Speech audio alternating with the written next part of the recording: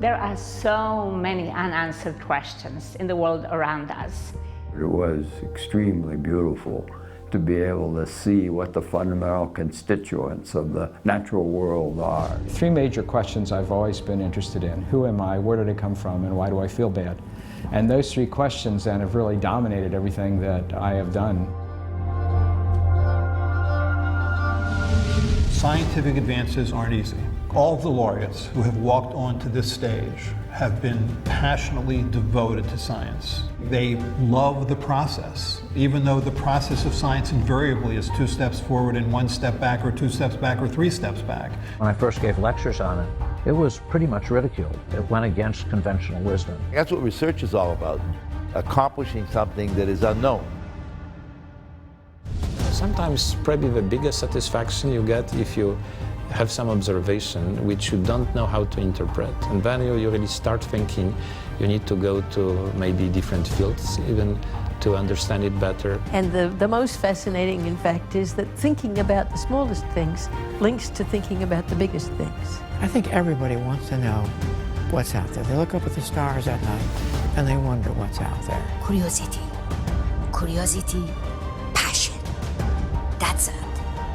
Passion to understand something and the curiosity. Nothing else.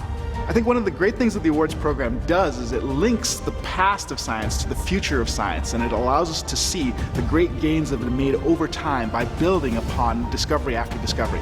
Science is slow but magnificent, and the thing that emerges at the end is so much better than each individual contribution to what made it what it is.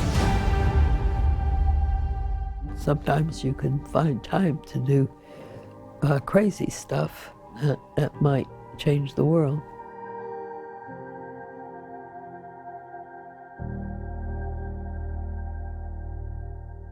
Good evening and welcome to the 195th Franklin Institute Awards.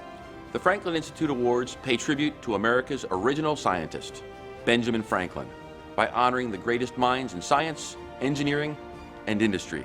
I'm Chris Franklin, Chair of the Awards Corporate Committee. And I'm Linda Halfier, Chair of the Friends Committee. Tonight, we welcome 8 laureates into the Franklin Institute family and celebrate the ways in which their groundbreaking work has shaped our present and our future. And we pay tribute to the legacy of innovation at the Institute, a commitment to excellence carried forward every day by the Institute trustees and supporters, volunteers and staff. We, like so many of you gathered here tonight, believe in the work the Institute does to inspire a passion for learning about science and technology. Your presence, along with all of the proceeds raised tonight, support comprehensive community and youth education programs, including those that brought more than 170,000 youth to the Institute in 2018, at little to no cost to them. On behalf of the members of the Awards Corporate Committee, the Friends Committee, and all of the volunteers and supporters who make a night like tonight possible, thank you. We also owe a great debt of gratitude to Bank of America, the presenting sponsor of the awards ceremony and dinner for a remarkable 17 years. It is now our great pleasure to introduce Jim Dever, Bank of America's Philadelphia Market President.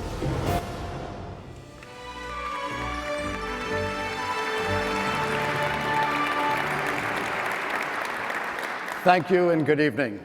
It is a pleasure and an honor to welcome you to the 2019 Franklin Institute Awards ceremony and dinner. On behalf of Bank of America, I am delighted to welcome you to an evening like no other. Tonight, we will meet 8 exceptional individuals and learn about their achievements that have advanced our understanding of the world, connected people across the globe, and even saved lives. Celebrating its long tradition of honoring excellence is why Bank of America remains dedicated to the Franklin Institute Awards. This year's laureates live that word, dedication, each and every day. Whatever their field or focus, each of the 8 medalists has left an indelible mark on the world. 2019 is our 17th consecutive year partnering with the Franklin Institute on this iconic event. Like the Institute, Bank of America has a long history of working to give people the power to realize their dreams and positively shape communities. along with other partners, we support the Franklin Institute tonight and throughout the year to bolster the vital learning and discovery that happens here each and every day.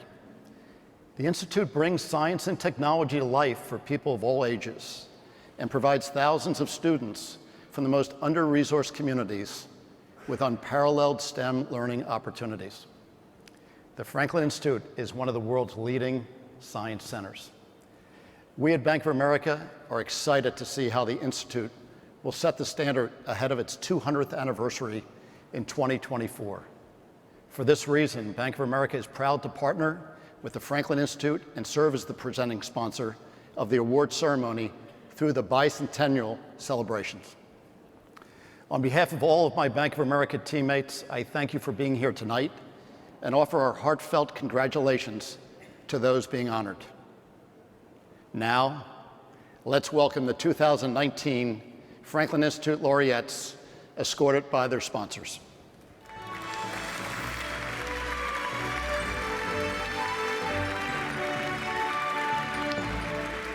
Jean E. Likens, escorted by sponsors Laura Turan and Robert Sanders.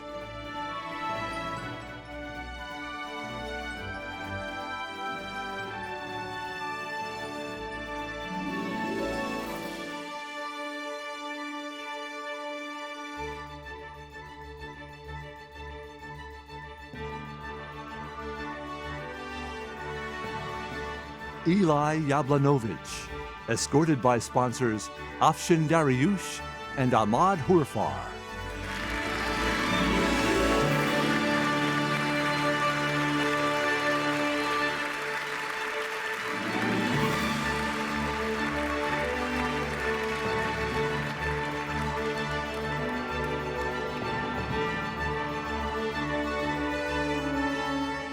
Marcia K. Johnson, escorted by sponsor Helene Intraub.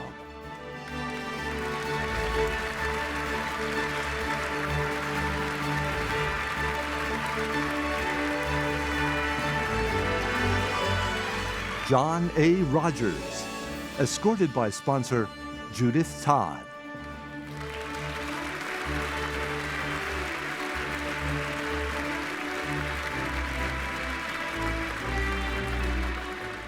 Francis H. Arnold, escorted by sponsor Roger Gray.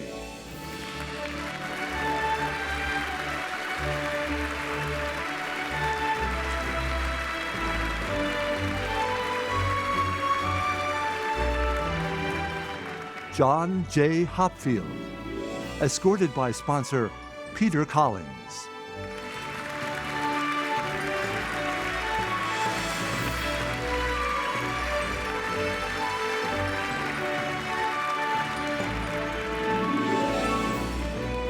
Indra K. Nui, escorted by sponsor Michael Usin.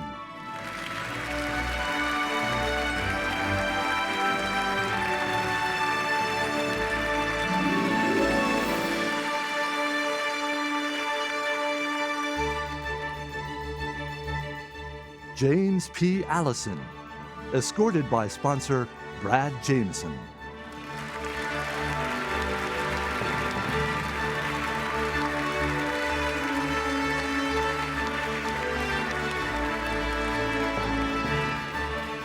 And introducing Chair of the Franklin Institute Board of Trustees, Don Morell, and the Franklin Institute President and CEO, Larry Dubinsky.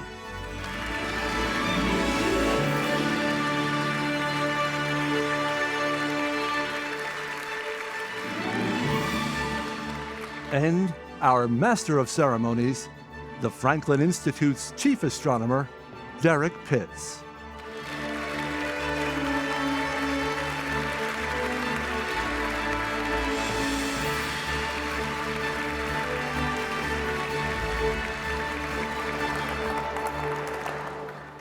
Good evening, and welcome to the Franklin Institute Awards. It's a pleasure to be serving as your Master of Ceremonies as we celebrate the visionary work of this year's 8 laureates.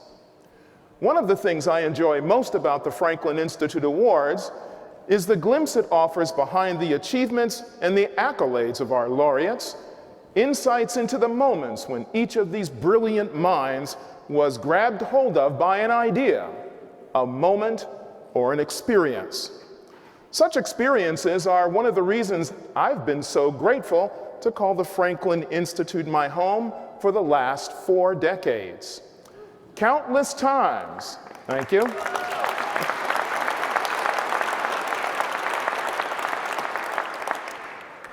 Countless times I've been approached by someone who says, "You don't know who I am, but," and proceeds to tell me about an experience they had at the Institute, an experience in an exhibit or with an Institute educator that changed the course of their life.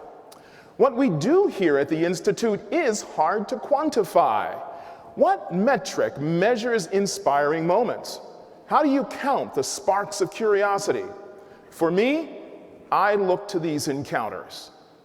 Tonight you'll hear much about what lies ahead for the Institute, our efforts to reshape our building, and our exhibitions to answer the call of an age that demands flexibility and relevancy. The changes are bold, and they are well suited for the celebration of 200 years as both a Philadelphia landmark and a global leader in the world of science centers. If there's one thing I've learned in my years at the Institute, however, it is that this place has a personality all its own. That personality does change. Yes, it must change with the passage of time. Still, in 40 years, the one thing that has never changed is the people who approach me and begin a conversation with, "You don't know who I am, but." That, I believe, is the heart of the Institute's personality. That awe-inspiring moment, the spark of curiosity. That's why generation after generation flock to this building, because the Institute never stops working to introduce those ideas that grab hold of your attention, those moments that make your eyes grow big, those experiences that might very well lead to a stage like the one on which we're gathered tonight. We celebrate an exceptional group of men and women this evening, shedding light on the mechanisms of human memory, sparking a revolution in machine learning, sounding the alarm about an environmental crisis, making manufacturing greener, unlocking the mysteries of cancer, developing revolutionary medical technologies, better connecting the world, and steering an industry giant with purpose. Taken individually, each of this year's laureates reflects Franklin's trailblazing spirit. Taken together, they've charted a course forward for subsequent generations of scientists and inventors. Tonight, based upon the careful deliberation of their peers, they will become laureates of the Franklin Institute Awards, joining the likes of Albert Einstein, Thomas Edison, Marie Curie, Jane Goodall, Nikola Tesla, and Bill Gates in an exclusive community of scientists, engineers, inventors, and business leaders dating back 195 years. It's a pleasure to be here to welcome such an esteemed group into the Franklin Institute family. Before we meet our laureates, though, it's my honor to introduce the president and CEO of the Franklin Institute, Larry Dubinsky. Thank you. Thank you, Derek. Such a pleasure to have you as our Master of Ceremonies this evening. Tonight, we have the privilege of celebrating unprecedented achievements in science, technology, engineering, and business as part of America's oldest comprehensive science and technology awards program. Congratulations to all of the 2019 laureates.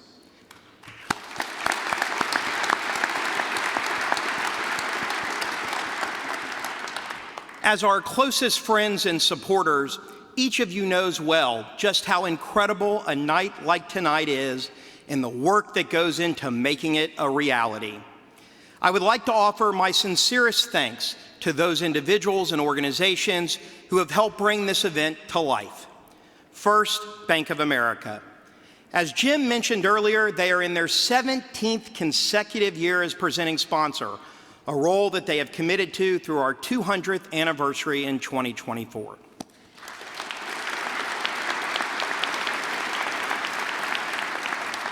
Their support is a testament to their commitment to inspire the innovators and entrepreneurs of tomorrow.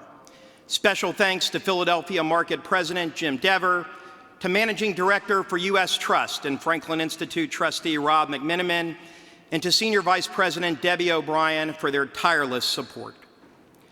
I would also like to thank our lead supporting sponsor, Aqua America, our Awards Week sponsor, FS Investments, and the associate sponsors of tonight's evening, the Dan Hare Lynch Foundation, I apologize, and the Morale Family Foundation.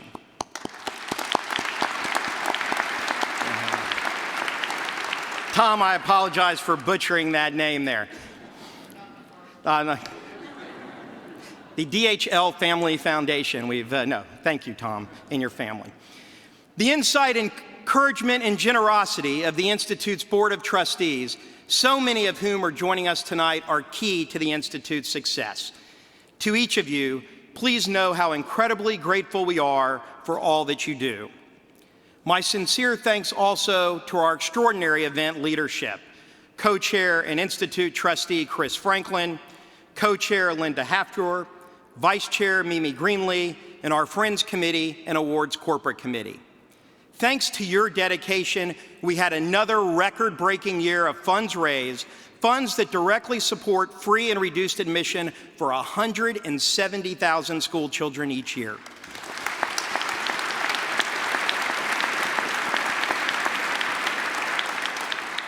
Finally, my thanks to all of you for taking part in tonight's festivities. Your commitment is at the heart of our ability to reach more than 1 million people annually here in this historic building and in the Nicholas and Athena Karabatz Pavilion, across the Philadelphia region and around the globe. Over the past 195 years, people have come to expect great things from the Franklin Institute. With 5 years to go until we turn 200, we have monumental changes planned for this building and for the Institute's experience overall. I'm excited to share more about our vision for the future with you tonight. Please enjoy.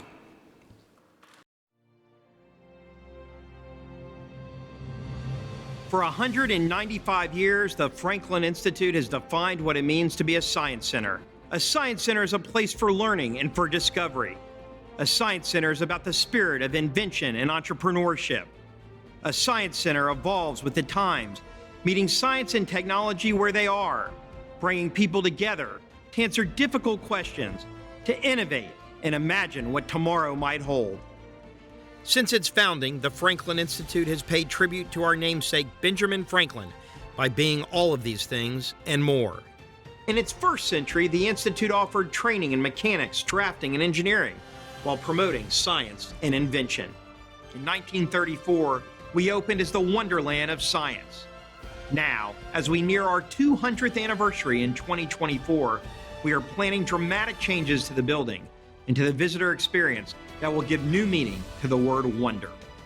We have a once-in-a-lifetime opportunity to push boundaries, to reimagine what we can do within our hallowed walls, and to rethink the role of traditional exhibitions. In December, the Board of Trustees approved a new master plan for the Institute, a plan that promises to redefine what a science center is and does, rethinking the use of space and the journey visitors take. The reimagined Institute experience begins in a seamless and intuitive ground-level welcome center. An impactful architectural redesign directs visitors up a new monumental staircase and elevator to the expansive sky-lit experiential atrium. A bright and lively town square, 15,000 light-filled square feet feature art installations that loom above. Soaring drones and robotic vehicles and live science demonstrations fill the air in what promises to become one of the most iconic destinations in Philadelphia. Head out to a reinvigorated science park. Delve into the history of innovation and entrepreneurship and the treasures of the Franklin Institute curatorial experience. From the atrium, visitors enter a sprawling world of interpretive galleries with 6 new transformative exhibition experiences. Human 2.0. Unlock the potential of the human body. Advanced machines and robotics. Engage with inspired and complex computerized creations. Space. Consider the possibilities and perils of a future beyond Earth. Computer science and information technology. Delve into the processing and data that drive the 21st century. The built environment. Explore the complexities of a human-engineered world. Earth systems. Connect Earth's ecosystem to the human story. Each promises to build science knowledge, to increase 21st century skills, to shape the STEM workforce of tomorrow, and most importantly, to wow. As the most visited museum in the Commonwealth of Pennsylvania, New Jersey, and Delaware, our goal is clear. The Franklin Institute will continue to answer the question, what is a science center? By redefining the science center entirely. On the eve of our next century, we are ready to reach tomorrow today by transforming the way we educate, communicate, and engage. I hope you will join us on this journey.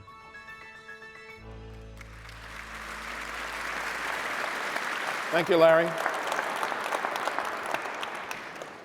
How exciting to be part of the Franklin Institute as we work to reimagine our visitor and exhibition experience to inspire future generations of STEM learners, STEM leaders. 41 years into my tenure at the Institute, I'm still deeply appreciative for the exceptional network of colleagues and supporters the Institute brings together. Working to inspire a passion for learning about science and technology, they, like me, take inspiration from our namesake, Benjamin Franklin, and the achievements of leading scientists, engineers, and entrepreneurs like those gathered here tonight. Let's meet this year's award winners. Gene Likens is the nature enthusiast, adventurer, and environmental scientist who headed the longest-running ecosystem study in the world. But he's best known as the researcher who uncovered an epic environmental crisis which dominated U.S. headlines for more than a decade. If you remember the 1970s and 80s, chances are you also remember the environmental crisis that dominated global headlines at that time. This is the story of its rapid rise, its spectacular fall, and the scientist behind it all. My father was a school teacher and my mother was a homemaker, as they were called then. And I lived in a log cabin. And we were very poor, but we didn't know it because we had plenty of food to eat, living on a farm and had a happy environment. So I grew up being very close to the land, being connected to the land from the very earliest memories that I have. Though he grew up fascinated by nature, first, Likens wanted nothing more than to knock one out of the park. I remember it was American Legion game. I struck out 12 batters. I walked 12 batters and lost the game. Playing just 2 years in the Kansas Rookie Leagues, Likens decided there was more to life than baseball. After earning a PhD in zoology from the University of Wisconsin-Madison, Likens returned to his nature-loving roots and began researching ecosystems. To help with this, in 1963, the U.S. Forest Service granted Likens and his colleagues a playground of sorts, on a site that would host the longest-running ecosystem study in history, a large swath of experimental forest in the White Mountains of New Hampshire containing the Hubbard Brook watershed. A watershed is an area of land where water from rain or snow collects and drains into a common outlet. Here, rainwater falls onto the slopes of the Delaware Valley and drains into the river below. Complex ecosystems exist within the bounds of watersheds, and the water plays a very special role. It's these ecosystems that Likens and his team set out to study at Hubbard Brook. They analyzed waters flowing both into and out of the watershed. They found something quite unexpected. So the very first sample of rain that we collected in July of 1963 was about 100 times more acidic than we thought it should be. 100 times. Intrigued, Likens set up rain analysis stations in the most remote places on Earth. Among these were southern Chile, the tip of Africa, and an island in the middle of the Indian Ocean accessible only by a months-long journey by ship. The studies ran for 10 years and concluded that the rainwater at Hubbard was actually, in some cases, 1,000 times more acidic than rainwater in places unaffected by people. Likens' theory went like this. Burgeoning industry across the Midwest released pollutants into the air, like sulfur dioxide.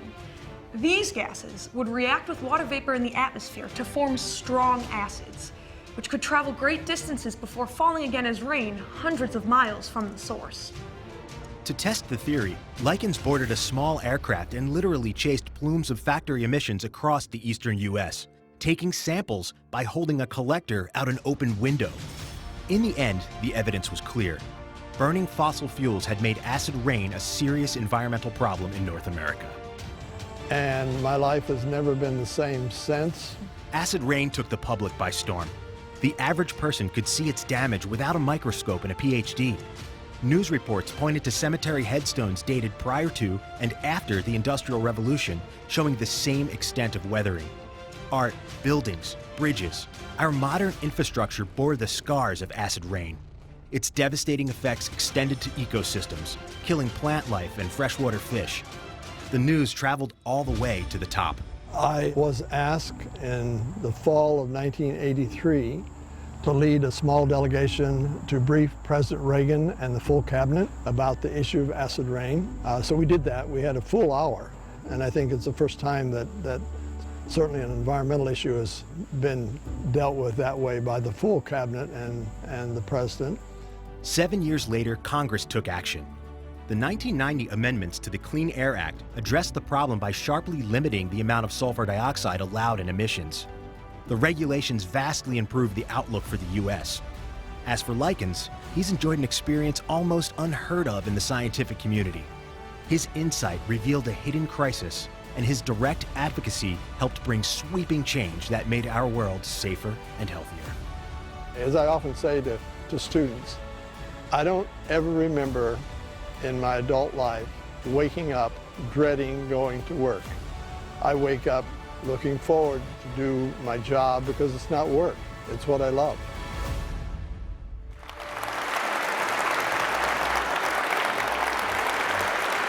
Ladies and gentlemen, the recipient of the Benjamin Franklin Medal in Earth and Environmental Science, Gene E. Likens.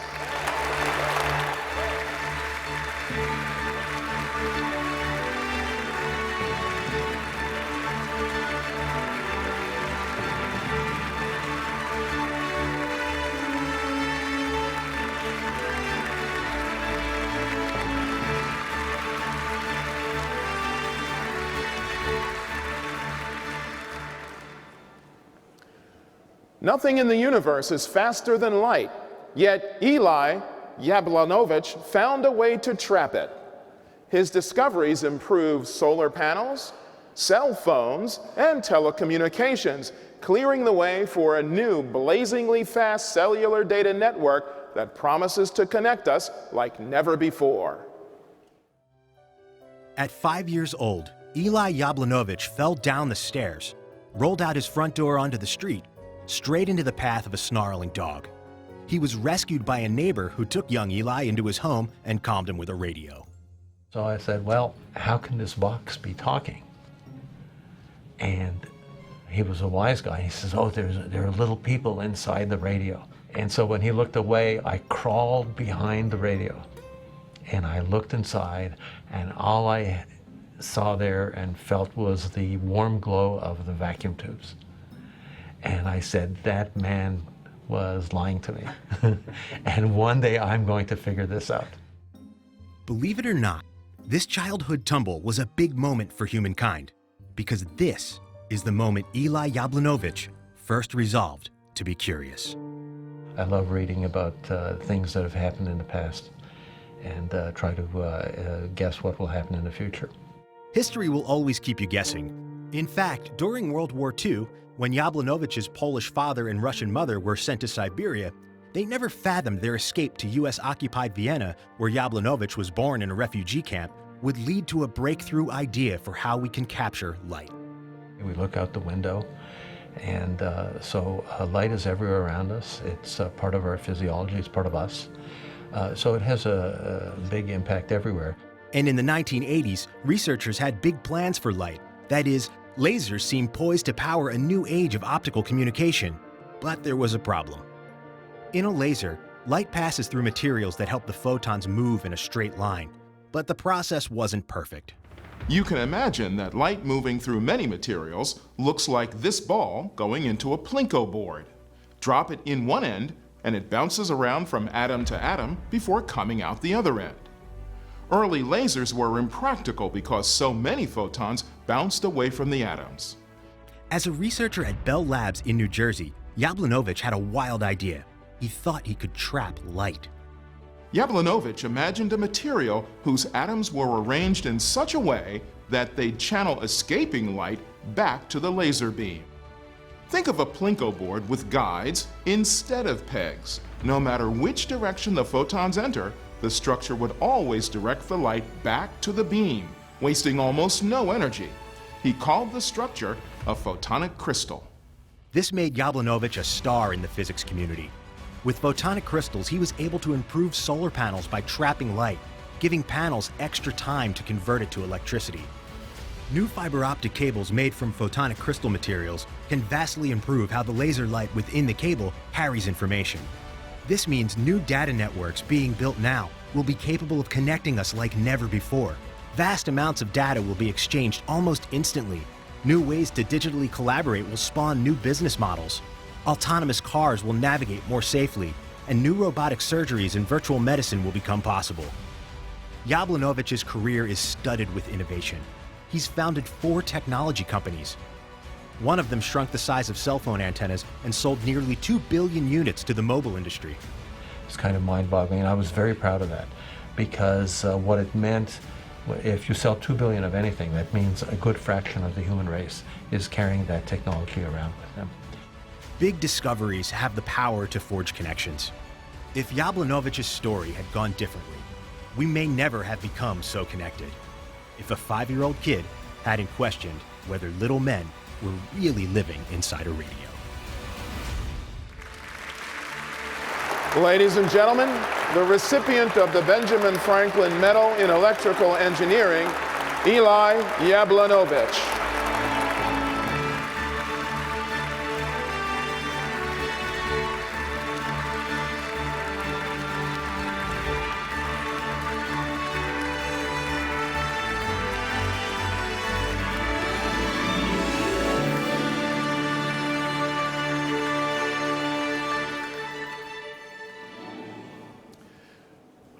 Benjamin Franklin once said, "An autobiography usually reveals nothing bad about its writer, except his memory." World-renowned memory scientist Marcia Johnson might even agree. Her groundbreaking research revolutionizes our understanding of memory and reveals that when recalling our experiences, we all make mistakes. As a college student, Marcia Johnson remembered a family trip when she was 5 years old and the car had a flat tire. Johnson's father headed out on foot to get it repaired. It was during a drought in California in the Central Valley. It was very hot. My sister was very uncomfortable. Finally, she took a couple of pop bottles and walked up the road to the farmhouse to ask for water. And the woman in the farmhouse invited her in and filled these pop bottles that she had with water. And then my sister came back and we drank the water. And I remember feeling very guilty that we didn't save any for my father. It was so vivid and it was emotional. The problem is, most of it never happened. Her family explained there'd been no farmhouse, no woman, and no water. The revelation left Johnson wondering, how was this possible? First, there's nothing wrong with Johnson's memory. She's now Sterling Professor Emerita of Psychology at Yale and one of the leading memory researchers in the world. When it comes to her flat tire memory, she's just like the rest of us. We all have false memories, yes. It's one of the many fascinating mysteries she's explored in more than 40 years of research at the State University of New York at Stony Brook, Princeton, and Yale. Johnson assembled a theory of memory that reimagined traditional thinking and forever deepened our understanding of what it means to remember. In the 1970s, Ideas about memory emphasized storing and retrieving the information derived from what we perceive. Most research focused on the number of words, pictures, or ideas that people remembered. But Johnson recognized that remembering information alone did not ensure accuracy. Identifying where the memory came from was important, since memories don't typically come with a source label. So the question becomes, how is it that we aren't just totally confused all the time? Right? How do we tell the products of our perception from the products of our imagination? The answer was a foundational idea called source monitoring. Put simply, when information comes to mind, unconscious processes evaluate its features. For example, memories from what we perceive typically have more vivid details than memories from imagination. So you'd usually be correct to think a vivid memory was something you perceived. But sometimes, if a memory from imagination is just as vivid, those unconscious processes can label the memory as an event that happened in real life. And that's exactly what happened with Johnson's flat tire memory. The idea that we can confuse the sources of our memories was brand new, and decades of rigorous lab testing shed light on fascinating implications, like this one. If you think about something in another person's voice, you're later more likely to claim that they said what you only thought. In other words, memory of another person's voice is one of the features used to distinguish what you heard from your own thoughts. If a memory of an idea doesn't include the speaker's voice, you might accidentally plagiarize it, thinking their idea is your own. Johnson's research offers a path for understanding changes in cognition as we age, as well as hallucinations, confabulations, and delusions. And law enforcement experts frequently cite Johnson's research in cases relying on the credibility of eyewitness testimony. Her trailblazing work is full of intriguing lessons about our relationship with memory and profoundly deepens our understanding of human cognition. After decades of rigorous research in the lab, Johnson has one piece of advice for all of us. Write it down. That's the memory expert's answer. Ladies and gentlemen, the recipient of the Benjamin Franklin Medal in Computer and Cognitive Science, Marcia K. Johnson.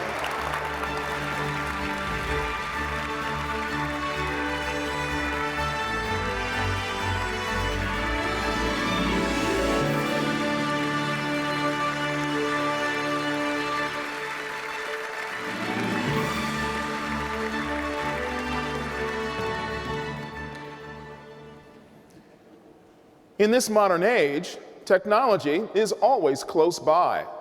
John Rogers is closing the gap even further with a revolution in wearable medical devices. His technology is already redesigning hospital rooms and promising to improve the patient experience all around the world.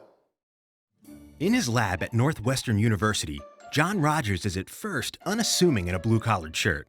But you quickly get the sense he's hiding something. An unbuttoned collar here, a rolled-up sleeve there. Over the course of an hour, he reveals he's secretly covered with advanced technology, like a bioelectronic Batman. But these aren't movie props.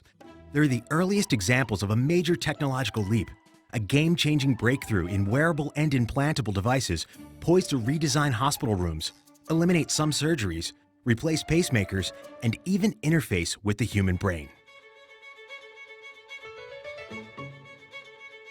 My father has a PhD in physics and spent his career as a geophysicist. And then my mother is a creative writer, so she's a widely published poet whose emphasis areas and topics tend to be about the natural world.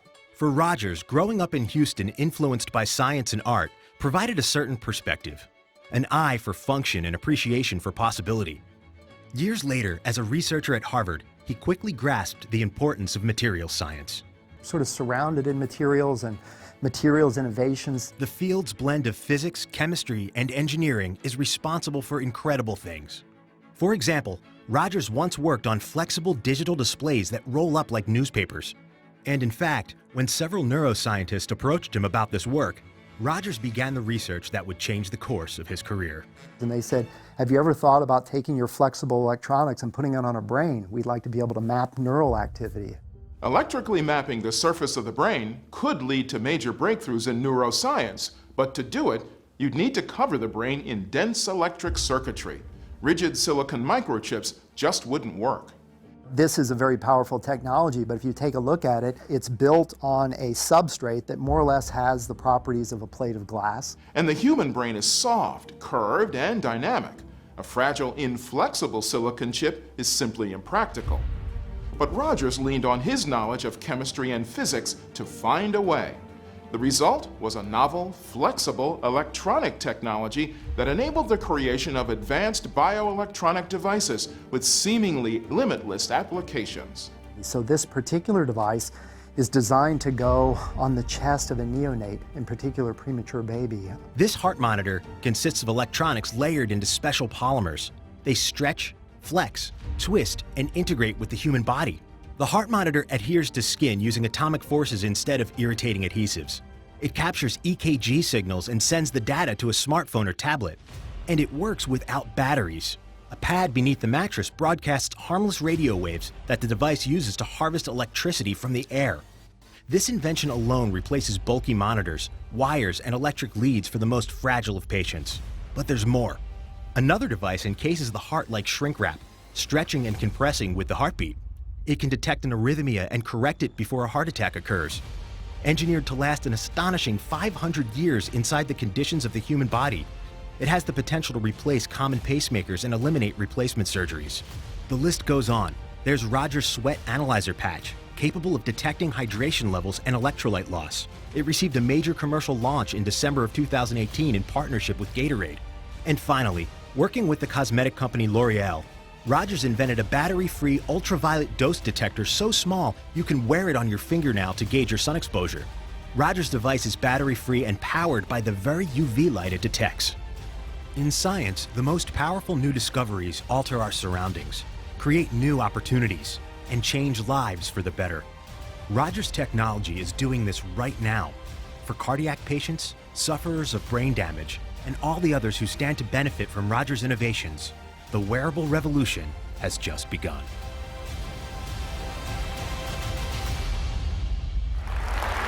Ladies and gentlemen, the recipient of the Benjamin Franklin Medal in Materials Engineering, John A. Rogers.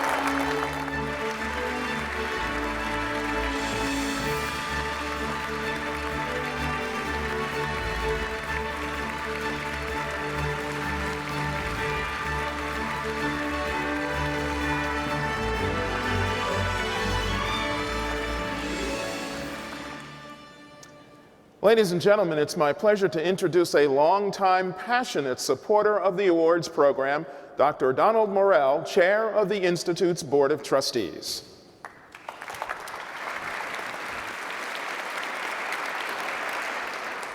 Thank you, Derek, and good evening. On behalf of the trustees of the Franklin Institute, it is my pleasure to welcome you here tonight to honor the 2019 Benjamin Franklin and Bauer laureates. The Franklin Institute Awards program is only made possible thanks to the hard work of our dedicated selection committees. The Committee on the Science and the Arts, chaired by Professor C.J. Taylor of the University of Pennsylvania. The Bauer Business Awards Selection Committee, chaired by Professor Michael Useem of the Wharton School. And the International Selection Committee for the Bauer Award for Achievement in Science, chaired by Board Trustee Dr. Paul Offit of the Children's Hospital of Philadelphia. It is due to their diligence and their commitment to a selection process that can take years to complete that we are here tonight to celebrate the individuals on stage. Please join me in thanking them and all of our committee members for their dedication and supervision of a process for tonight's awards program.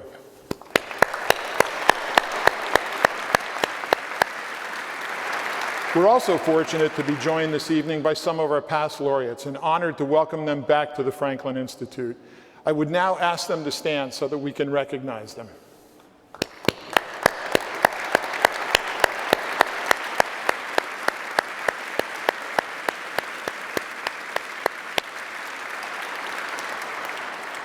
Tonight, we recognize the power of science to transform our lives and our futures.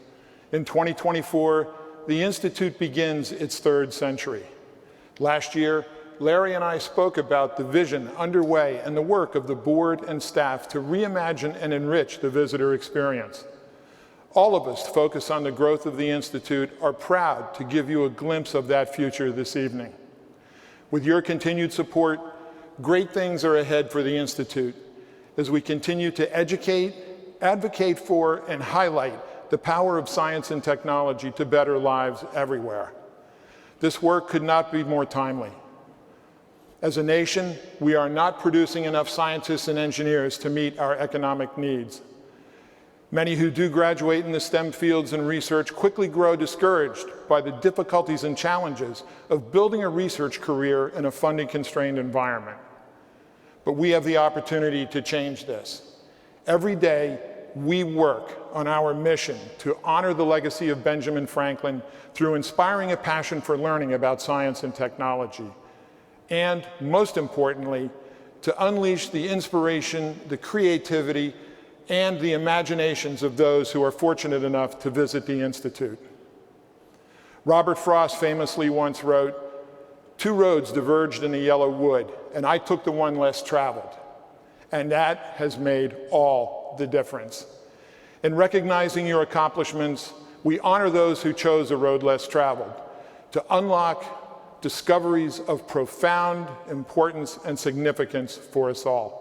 Congratulations again to our class of laureates and to the remarkable work that you have done.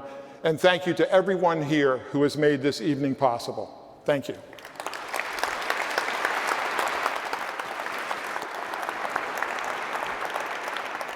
Thank you, Don.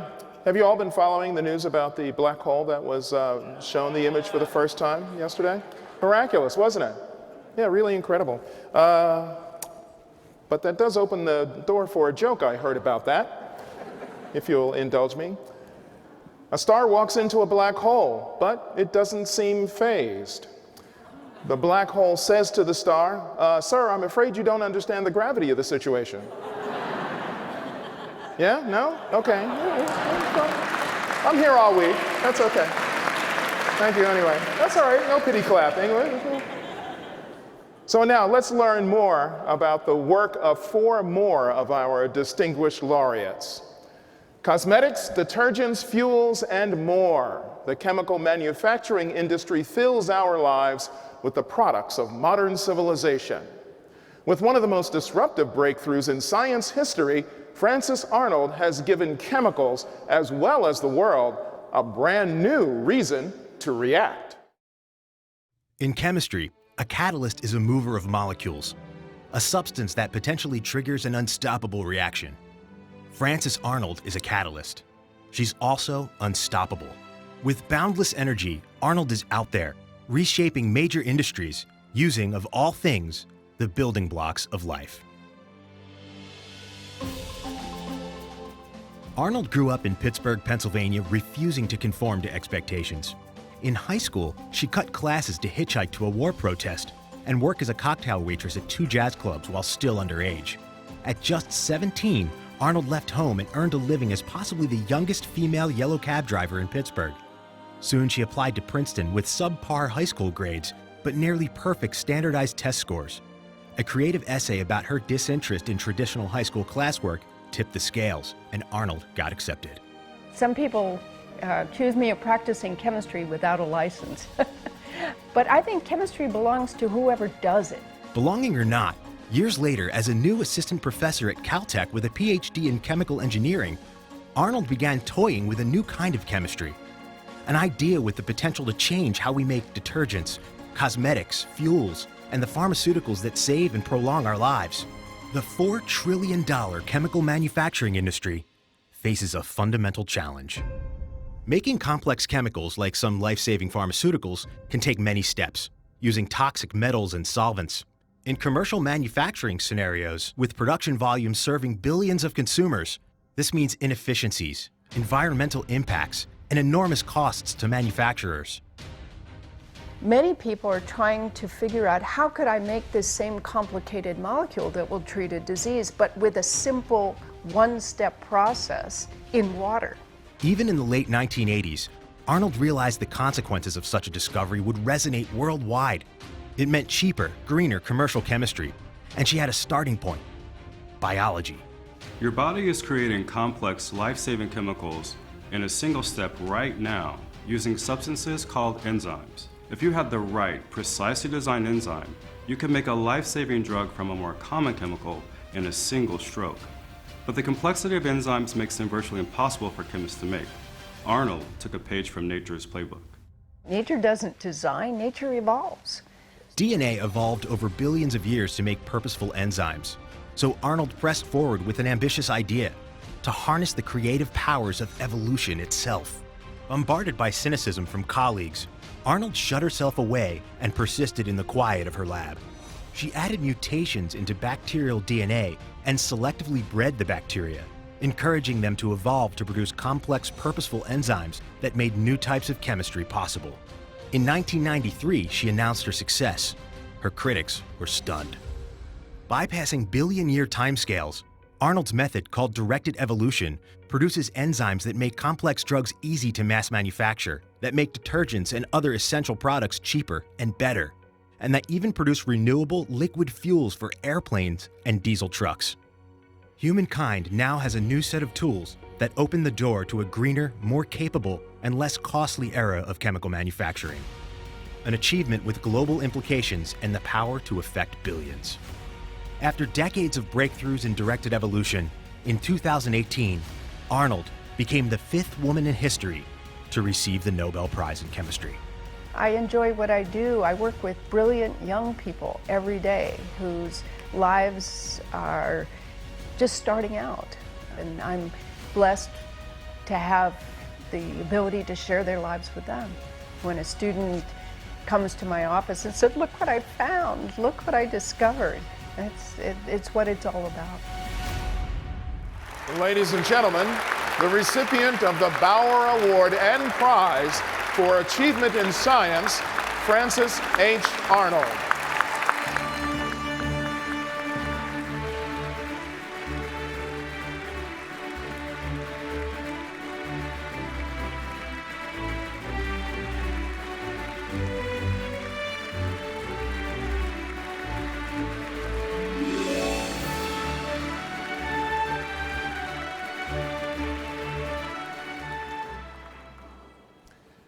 When John Hopfield began thinking about the physics behind the human brain, he discovered a technology that would strongly influence a new class of devices that are changing the world right now: machines that learn on their own. This computer-generated robot person has digital limbs, but no operating instructions for them. It fills the hours trying, failing, remembering, and trying again. The robot teaches itself to walk, using artificial neural networks modeled after our own. This game-changing technology is called machine learning, and it's all highly influenced by one physicist's unlikely and innovative research into the physics of the human brain. In 1933, physicist John Joseph Hopfield may have considered that none of his 5 children had taken to physics before naming his 6th child, John Joseph Hopfield. That my parents had a very quantitative view of the world. But despite the encouragements of his parents, both physicists, the younger Hopfield found his high school physics teacher less than inspiring and gravitated toward chemistry instead. He presented both options to his college advisor, who simply picked up his pen and crossed out chemistry. And I became a physicist. That's how it happened. That's how it happened. That advisor, a friend of famous physicist John Joseph Hopfield.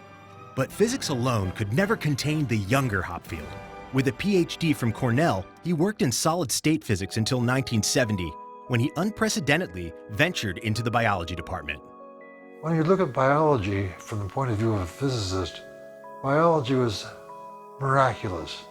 After rising to prominence with a groundbreaking theory that shed light upon the infinitely complex physical mechanics in DNA, he became determined to unravel a bigger mystery: the physics behind the human brain. What fascinates me most is still this question of how mind comes from machine. Hopfield began his research thinking about memory.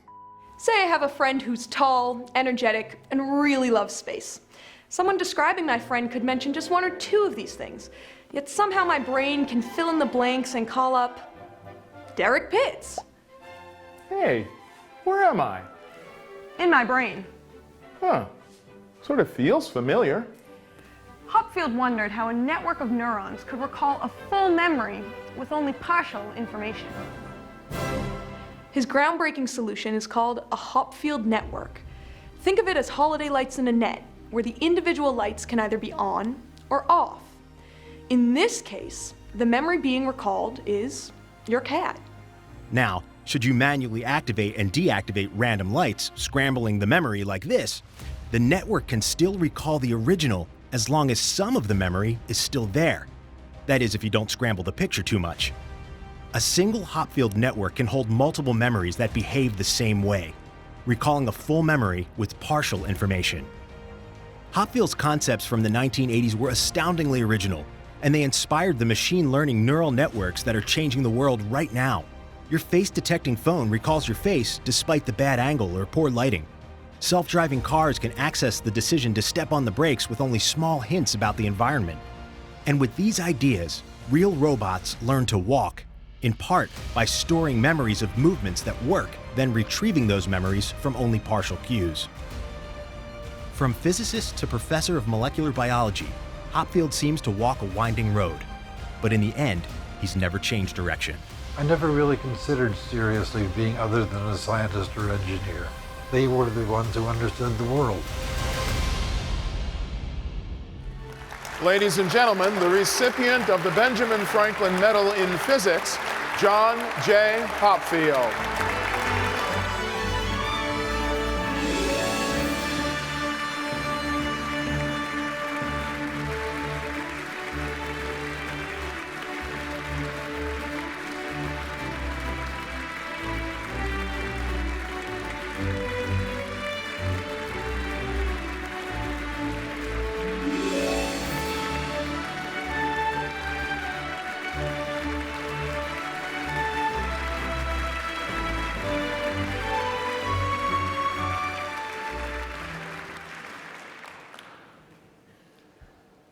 From modest beginnings in conservative India, Indra Nooyi defied the odds and rose to the top of PepsiCo, transforming one of the most recognizable brands in the world into a global provider of healthy foods.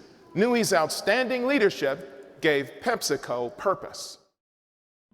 In the early 1970s, on a small stage tucked into the conservative Indian streets of Madras, electric guitars crunch out the chords to hits from the US and UK. Creedence Clearwater Revival, Clapton, Cream. The band is recognized citywide, not for its music, but for the same reason chaperones wait to take its guitarist straight home after the set. Because Indra Nooyi was a young woman, and she wasn't letting India stop her. I used to climb trees, I used to scrape my knees, I played in a rock band, I played women's cricket. I have no idea how my parents allowed me to do it, but I was the son they never had until they had the son. So I was a rebel in every which way. So in South Indian Brahmin families, you do three things. You respect your elders, you study hard and get good grades, and then you get married at age 18 if you're a girl. Those are the three things you did. The studying hard was fine, respecting elders was fine, getting married at 18 was just not fine. Nooyi went to college instead, majoring in chemistry, physics, and math before becoming interested in business management. Here she beat the odds, getting accepted to a university with only 10 seats for women because there were only 10 women's dorm rooms. For a woman to get into business school was like getting a Nobel Prize. After graduation, Nooyi joined Johnson & Johnson in India as the product manager in charge of launching a new line of feminine products.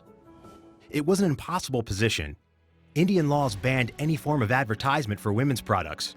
Stores couldn't even put them on the shelves. After a year, Nooyi needed a change of pace. You know, in the late 70s, the US was everybody's hope and dream to come to. Intrigued by an article about the Yale University School of Management, Nooyi applied, and to her surprise, was accepted with a partial scholarship. But she had virtually no money, and at the time, India permitted its citizens to take only $500 beyond its borders, total, per person, for a lifetime. I had to buy winter clothes. I'd used up $200 or $300 of it right there. She supported herself in the US on minimum wage jobs, and with no suit, wore her sari to interviews with high-powered firms. In 1994, Nui was so highly sought after that Jack Welch from General Electric went up against PepsiCo in a bid for her. When Welch told PepsiCo CEO Wayne Calloway that Nui had accepted GE's offer, Nui got a humbling phone call from Calloway asking her to reconsider. The humility with which he talked to me touched me. And at that moment, I said, Wayne, I'm joining PepsiCo.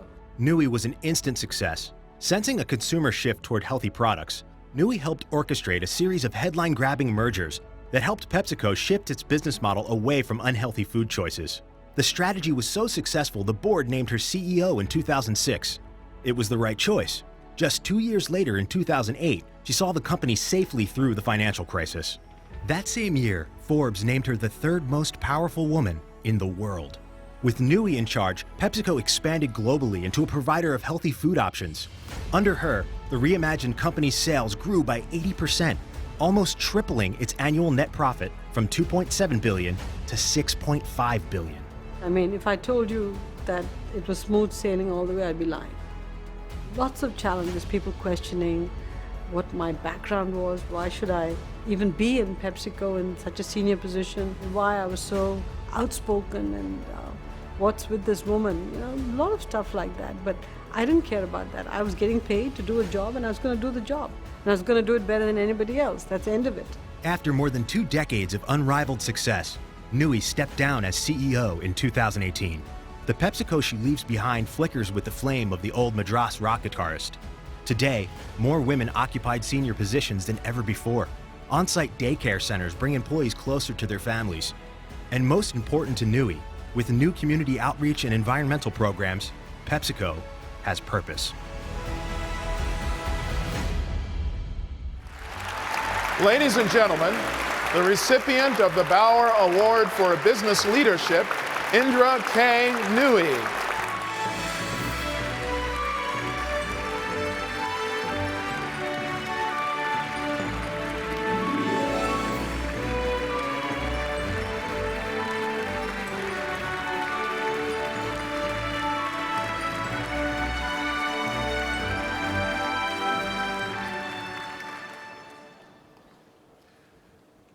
Cancer is a leading cause of death worldwide, and Jim Allison is determined to stop it. Pursuing a type of anti-tumor research once regarded as fringe science, Allison proved that the key to a cure for many types of cancer resides within each one of us. 2 weeks before her wedding, Sharon Belvin visited the doctor for what she thought was bronchitis. She left with a diagnosis of stage 4 melanoma. Chemotherapy failed. With 31 tumors in her lungs, a mass in her brain, and lesions covering her skin, Sharon was preparing for hospice at just 22 years old. And that's when she met Jim Allison.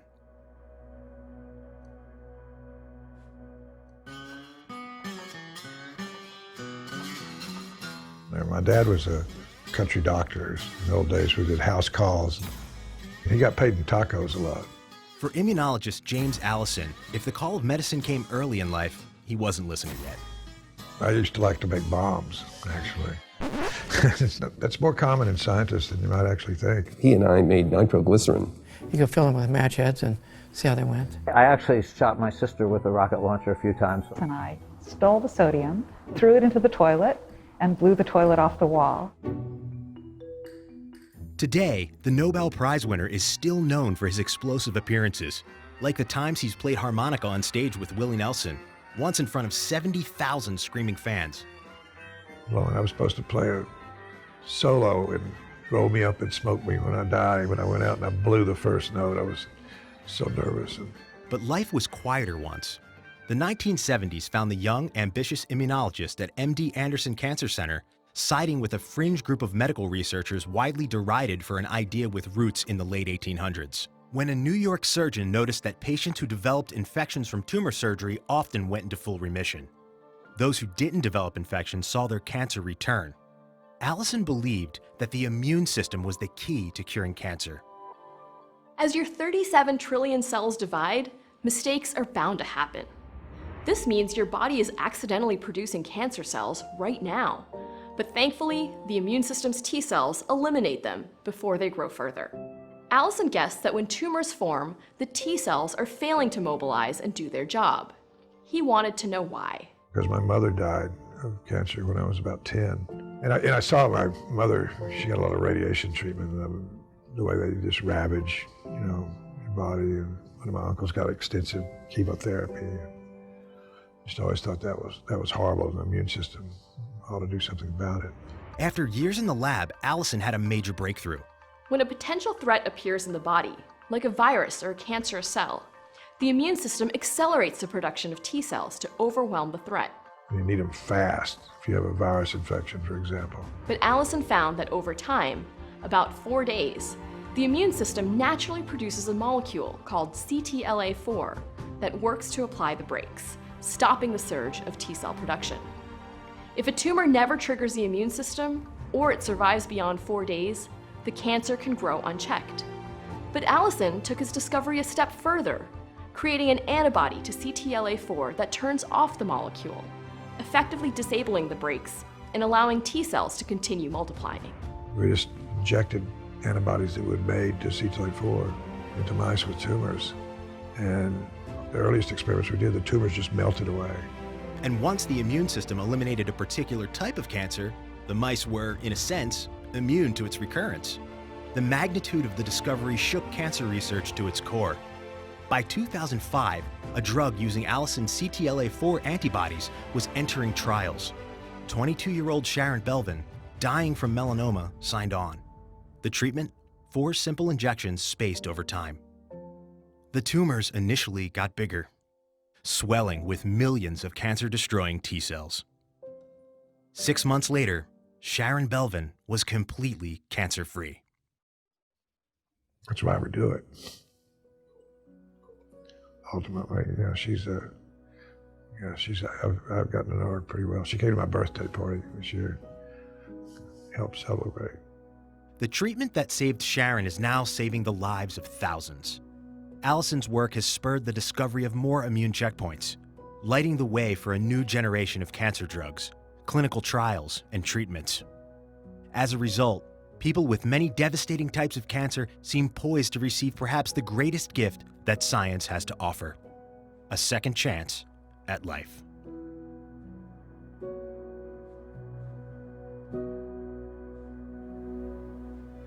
Ladies and gentlemen, it's my honor to welcome Dr. Allison's patient and friend, cancer survivor Sharon Belvin, to the stage.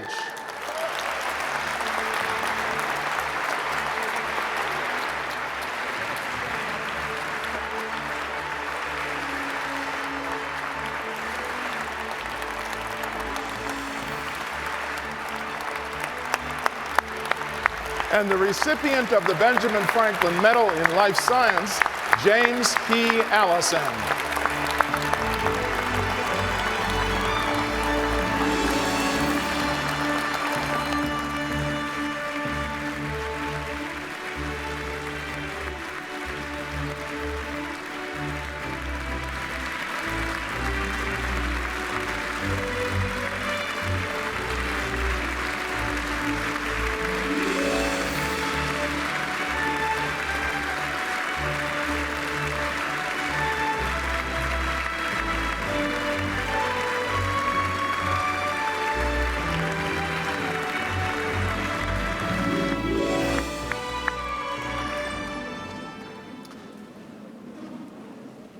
The 8 laureates before us have changed our world, and their work will no doubt inspire generations to come.